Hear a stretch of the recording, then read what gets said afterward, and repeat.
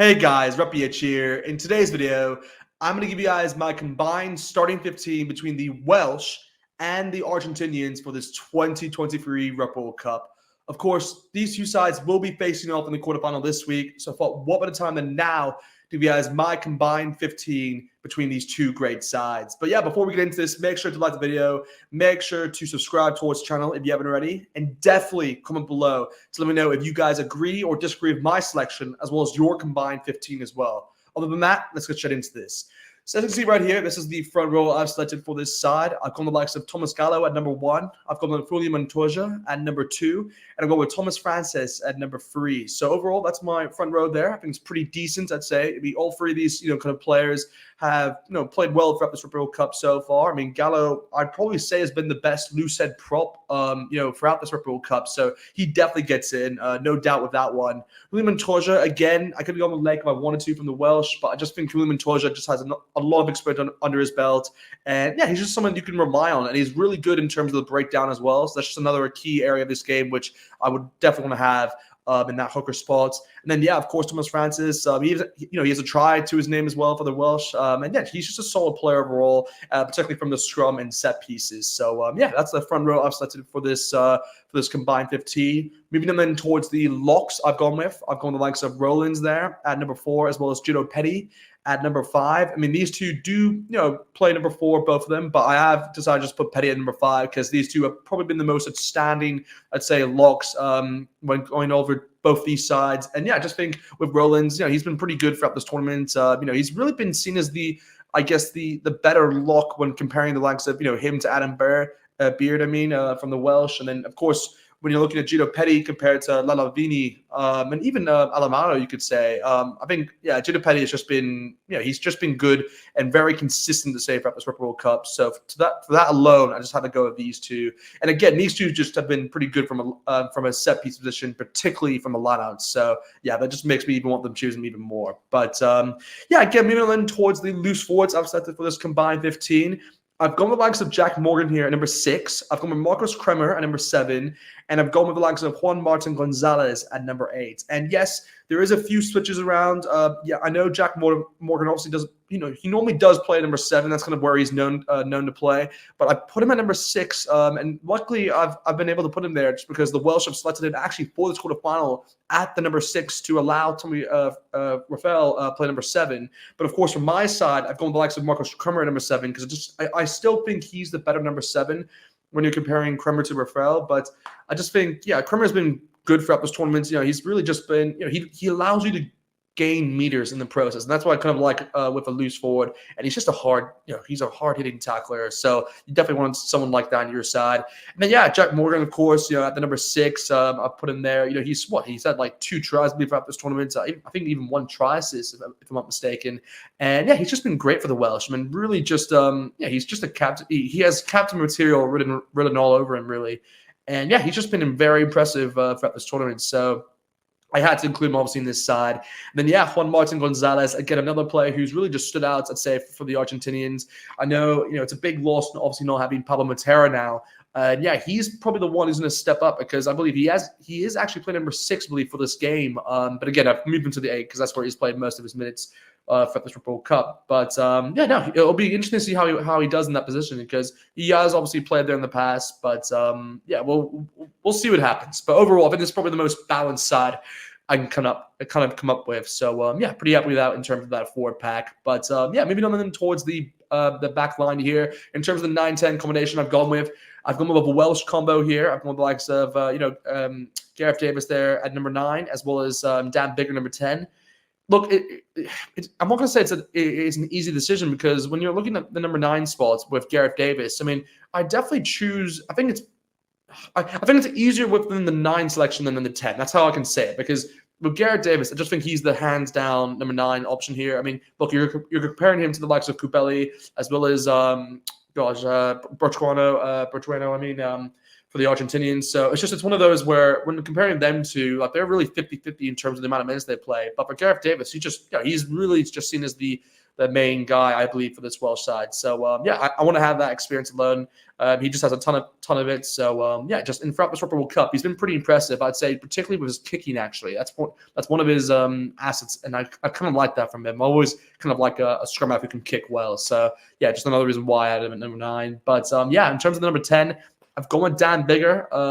Again, this is a tricky one because there's actually normally only 2 people kind of contending for the position, but of course you had Gareth Anscombe, who played very well for the Welsh, obviously, in that game against the Wallabies. So, you got to kind of take him into consideration and say for this 10 role. But just think Dan Bigger alone, obviously being available and ready for this game, being picked as well for the quarterfinal. I just think you got to go get him ahead of Anscombe. And then, obviously, when you're comparing him to the likes of Santiago Caceres, I just think Caceres it's one of those players where he has a lot more he can do in his career. I just think he's still in the early stages of his career. Like, he's very young, by the way, guys. Like, he's only like what? I could be wrong in saying this, but I think he's like 23, 24. So he has a long way to go in his career. He'll probably play another World Cup for sure. Probably even 2. But look, I just think right now you got to go with the more experienced combo, and I just think that Davis and Bigger gives you that. And Dan Bigger is also a reliable kicker as well, so that's always good to have in your side in terms of that 10 option. But anyway, moving them then towards the center positions here, I've got the likes of Nick Tompkins there at number 12, as well as Lucio Cinti at the number 13. Again, this is I'm not going to say controversial decision, but I got to kind of back it up here because I believe Nick Tompkins is probably the easiest one to go with, just because, well, it's not easy because actually Santiago Chocobares actually was pretty impressive actually against the Japanese, and I thought he actually played a pretty good performance. He got that first try. I think it was like literally the opening try where he broke the line, and he kind of just did that sidestep inside, and then obviously he scored, inside the post. So good try from him. But again, I just think overall Nick Tompkins has probably been a more impactful player, I'd say, for the Welsh throughout this tournament. I mean, he's had I think one try assist. He got that really nice try assist against the Wallabies. I just think Nick Tompkins overall is probably the player I'd choose in that number 12 spot. But Lucio Cinti, I've chosen him ahead of George North. A lot of you may get on to me for that, but I just think Lucio Cinti has been someone who I've been really impressed by throughout this World Cup. And he has a good boot on him, guys. He's he's left foot as well, by the way, guys. So he can kick with his left, and that's something that's really good to have because obviously it allows him to kind of change the direction of play.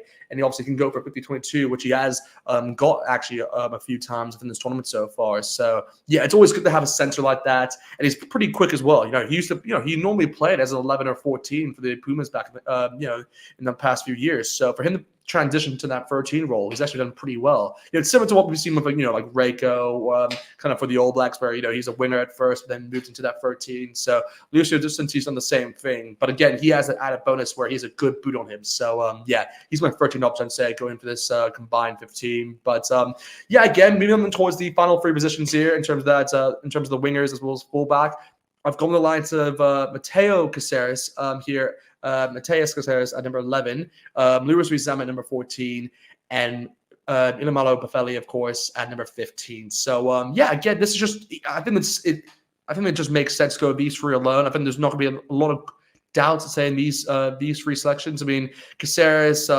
Mateus Caceres, just have to clarify there. He said 4 tries for this tournament. Obviously, the hat trick against the Japanese stands out a lot. I think he's had also 1 try assist, but it's just been all over the place, and he's someone that he's really caught my eyes at, kind of throughout this tournament, and he's just someone that I've really enjoyed watching. So you got to conclude him, and his tries, he actually had 1 try, I think it was the 3rd try he had actually against the Japanese, where he kind of sidestepped in and went past 2 players, and then from there just went around the post and scored. That's what was pretty cool to see. So he definitely gets in. I mean, Lewis Rees Sammet's been very impressive throughout this World Cup. I think he's had 5 tries and 1 try assist to his name. So you got to add him in. He's been very impressive for the Welsh. And it's interesting because, you do have the likes of Josh Adams, of course, number 11 spots, who I think he was, he definitely was the top try scorer of the last tournament in Japan. But he just hasn't really stepped up to the kind of like the form he had in the previous one. And again, Lewis Zamit's kind of taken that, I guess, in terms of the try scoring abilities off him, you could say, and kind of he's had 5 tries for this tournament, Lewis Summit. So it's just impressive. You want to have someone always like that as your winger. So, and he's just quick. He's really quick, and he's good with the chip and chase as well. So yeah, he's my 14 for sure. And then, yeah, Buffelli, I mean, you can't go wrong with Buffelli. I mean, again, Buffelli normally plays at 11 or 14, but he can obviously play 15, so I put in there. You just got to. I mean, Liam Williams has been pretty impressive to say for the Welsh. You know, he was obviously injured for a bit before going into this tournament, so it was really 50-50 if he was in the player or not. But no, he's done pretty well, I'd say, throughout this tournament so far. But Buffelli, you know, he changes games really for the Pumas. Like, if he plays a good game, I've always said that Argentina have a very good shot in winning. So that's just the way. That's how important Buffelli is really to the Pumas, and I think he's probably their most important player. And you know, at one point, I actually do believe this, guys. I think he was World Player of the Year. I think within 20, was it? Yeah, I think he was World Player of the Year last year. He was that good last year, like that good. He won the July series, beat the Scottish 2-1. In the Rugby Championship, you know, they beat the All Blacks. Well, they beat the Wallabies in. I believe the Wallabies in Argentina. They beat the All Blacks in New Zealand.